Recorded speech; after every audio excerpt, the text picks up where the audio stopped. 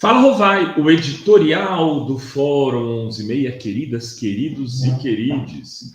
Hoje eu vou falar sobre algo que eu tenho, de alguma forma, tratado desde 2018, antes do Bolsonaro se eleger, na campanha de 18, que eu tenho retomado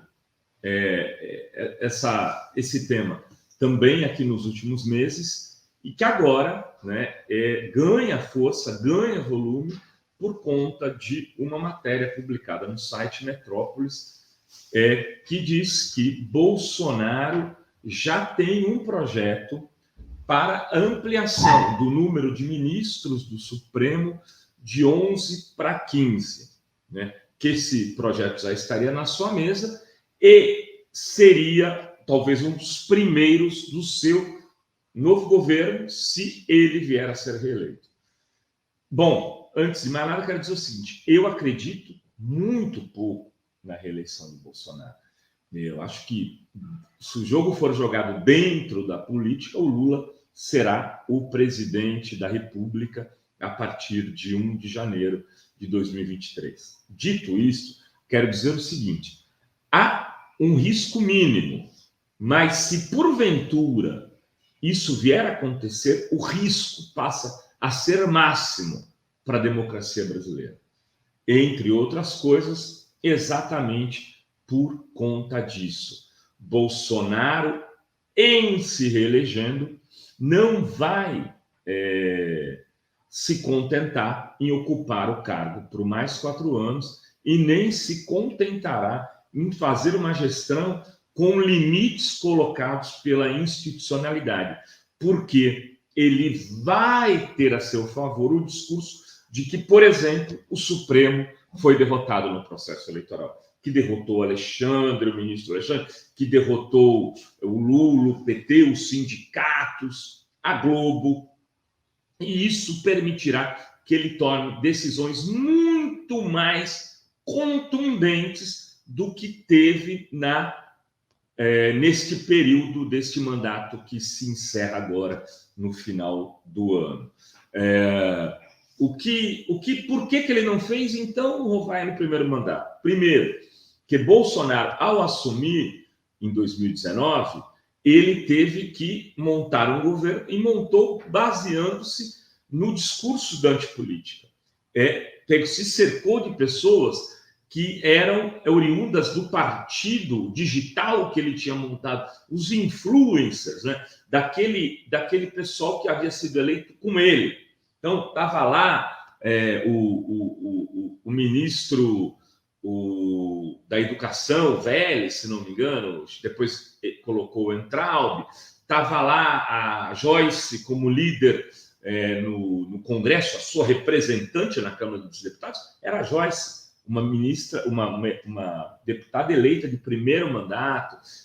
Ele armou um primeiro ano de governo, principalmente no começo do segundo, sem base parlamentar. Ele começou a perder votações, seu governo ficou em risco, ele não tinha o acordo político que tem hoje e que foi construído junto com o Centrão e que operou o orçamento secreto e uma estabilidade de votos acima de 350 para ele aprovar o que quer que seja, como ele acabou de aprovar, por exemplo, esse estelionato eleitoral, inclusive contando com votos da oposição, de aumentar o Auxílio Brasil pouco antes da eleição, de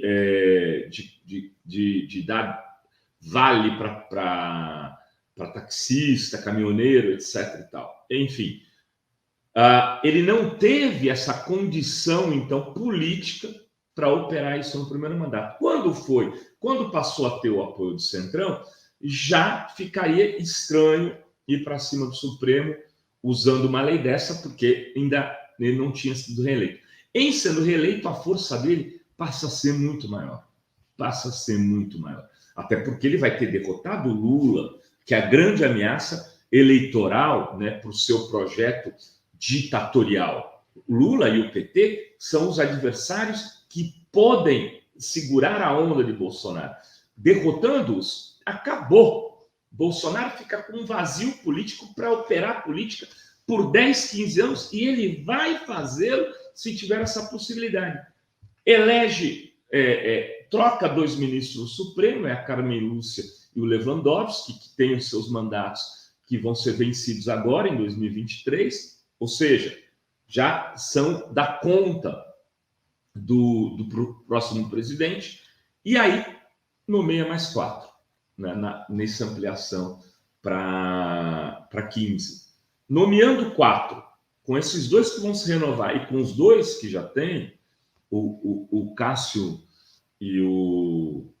Enfim, e o outro aí, o Marcos Mendonça, com esses 2, 8 contra 7, ele nem precisa destituir, num primeiro momento, os ministros. Mas pode vir a fazê-lo depois, inclusive dentro da lei, porque terá o controle da Câmara e do Senado, e aí pode pôr, por exemplo, o nome do Alexandre Moraes para ser cassado no Senado. E aí?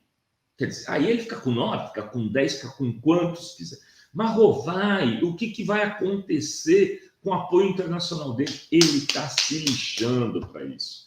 Ele está se lixando. Ele vai ter apoio internacional de quem interessa, de quem ele achar que deve ter, e vai ter ainda o discurso de dizer, olha, tudo nas 4 linhas. Ganhei a eleição, fiz aquilo que diz a Constituição está sendo mudada para o bem do Brasil, tá ok? E os Estados Unidos vão continuar negociando com ele, e a Europa vai continuar negociando com ele, como disse aquele empresário golpista no grupo de WhatsApp, porque negocia com a Arábia Saudita, negocia com esse troglodita todo da Hungria, da Polônia, do escambau. Isso não é um problema. Enfim, é um momento ultra delicado da história nacional, e é engraçado como algumas pessoas do campo progressista estão brincando com esse fogo, né? Lula tem tudo para ganhar no Bolsonaro e é o único que tem condições, né? É o único que pode ganhar no primeiro turno ou, se não ganhar no primeiro, ganhar no segundo. Mas, evidentemente, que é preciso contar com o apoio do maior número de pessoas para acabar com essa loucura, com esse risco já agora em 2 de outubro. Marina Silva deu o recado. Marina fez um movimento que se espera hoje não só das pessoas que são progressistas, mas daqueles que são democratas. O risco autoritário é imenso. O risco de a gente entrar numa longa estrada de 15, 20 anos de um governo ditatorial hoje é altíssimo. Isso não, e esse risco a gente não pode correr. Enfim, era isso que tínhamos para hoje neste Fala Rovai. Beijos e beijos a todas, todos e todos.